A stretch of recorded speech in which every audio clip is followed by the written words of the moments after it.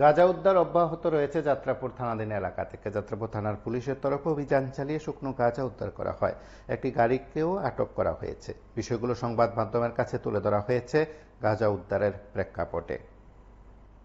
সন্ধ্যা রাত্র অনুমান 7টার দিকে আমাদের PS officer SI Tapan Debnath এবং এসআই অমর হোসেন দেববর্মা তারা যখন কাঠালিয়া উত্তর মহেশপুর অঞ্চলে যখন ভেহিকেল চেকিং করছিল, তখন একটা অটো গাড়ি যেটার নাম্বার TR07A3429, এই গাড়িটা সিগন্যাল দিলে গাড়িটা সিগন্যাল না মেনে একটু সামনে যখন যেতেছিল, তখন আমাদের অফিসার যখন শেষ করছে গাড়িটা একটু সামনে গিয়ে এটা রেখে ড্রাইভার গাড়ি থেকে পালিয়ে যায়। তখন গাড়িটাকে যখন আমরা চেক করলো, সার্চ করলো, তখন গাড়ি থেকে আমরা প্রায় 2টা প্লাস্টিক ড্রামের মধ্যে টোটাল 35 কেজি 100 গ্রাম গাঞ্জা আমরা এটা থেকে রিকভার করছি এবং এগুলো সিজ করছি এবং গাড়ির ড্রাইভার মালিকের বিরুদ্ধে আমরা যাত্রাপুর থানায় একটা এনডিপিএস মামলা আছে। এর নাম কি স্যার? গাড়ি ড্রাইভার নামটা এখনো এস্টাবলিশ হয়নি।